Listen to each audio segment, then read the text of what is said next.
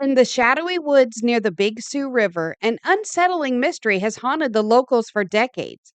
This chilling tale begins with a farmer's strange encounter with what appeared to be a wild animal. But closer inspection revealed something far more disturbing: a wild man, covered in dark hair and as fast as a deer. And yet, this story takes an even darker turn. Old settlers recall a gruesome murder from 30 years prior when a French settler's wife and children were found brutally slain, and their killer vanished without a trace. Some now believe that the wild man and the long missing murderer may be one and the same. Is this just a wild legend, or is there hidden truths in the depths of the Big Sioux wilderness?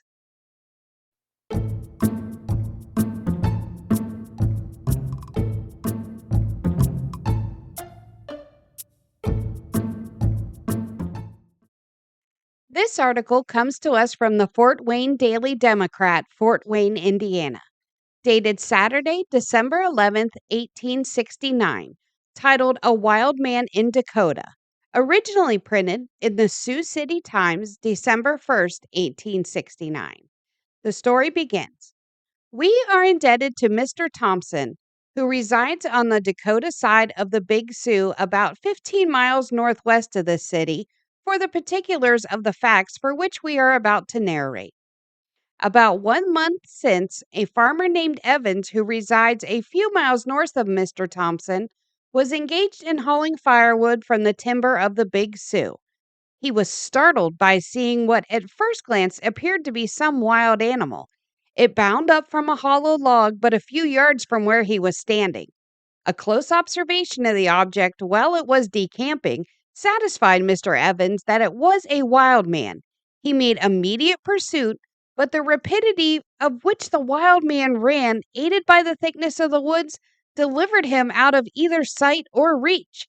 Mr. Evans shortly afterwards returned home and informed his neighbors of his adventure and what he had seen. A small party of roll mounted men started the next day on the trail of the wild man. The party first ransacked the woods in the neighborhood, then, in a secluded spot entirely obscured from ordinary observation by the thickness of the underbrush, they discovered a fissure between two rocks. Now, this fissure penetrated the rocks about 8 feet. On the top was a large lot of underbrush, limbs of trees, and several pieces of portions of hides of animals. There were no indications that there had been a fire kindled anywhere near the place, but from the pieces of rags, long grass, and other matter found on the ground, they were satisfied that it was the habitation of the wild man. Not being able to see anything of the object of their search, they then returned to their homes. A few days afterwards, another party of horsemen started out on the same mission of their predecessors and with more satisfactory results. About 3 o'clock in the afternoon, while following up a ravine a few miles from the place where the being was first discovered, the party was attracted by the barking of some of their dogs. Immediately afterwards, the wild man crossed into an open space closely followed by two of the dogs. The men put spurs into their horses and for a short distance gained rapidly on the object of their search. But coming to a deep ravine or gully, skirted on either side by underbrush, their progress was impeded. And during the delay caused by getting out of their situation, the wild man escaped. Since that time, he has not been seen.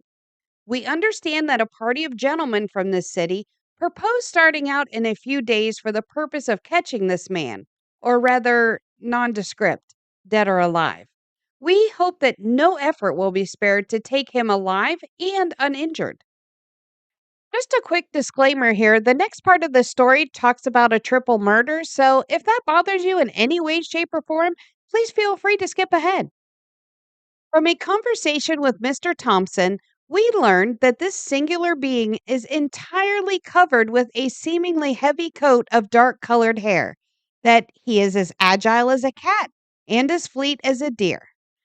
Okay, so the next part of this article, it will just be summarized. It speaks about Native Americans and some white settlers in not so nice ways and terms. That's one of the reasons why I picked this article over the original because it's a little nicer. Also, there's a triple murder. The story continues. A Frenchman with his wife and three children, they settled on a piece of land on the banks of the Big Sioux. And at that time, it was only occupied by Indians and a few French settlers who, let's say, shunned society. The Frenchman apparently fell for the daughter of an Indian chief, and his wife found out, and she went around and badmouthed him. One morning, an Indian visited the home of the Frenchman and discovered the dead bodies of his wife and children on the floor. No clue to the murder was ever discovered. The Frenchman was never seen in the country since, and the suspicion was that he committed a triple murder. And reflecting on the horrors of his crime, he became insane, took to the woods, and has resided there since, thus leading to speculation that the wild men and the Frenchman could be one and the same. It is well known that it has been many years since the majority of Indians who resided in the Big Sioux Valley were, on account of scarcity of game, compelled to move further west. And it is only within the last few years that this section of country alluded to has become settled.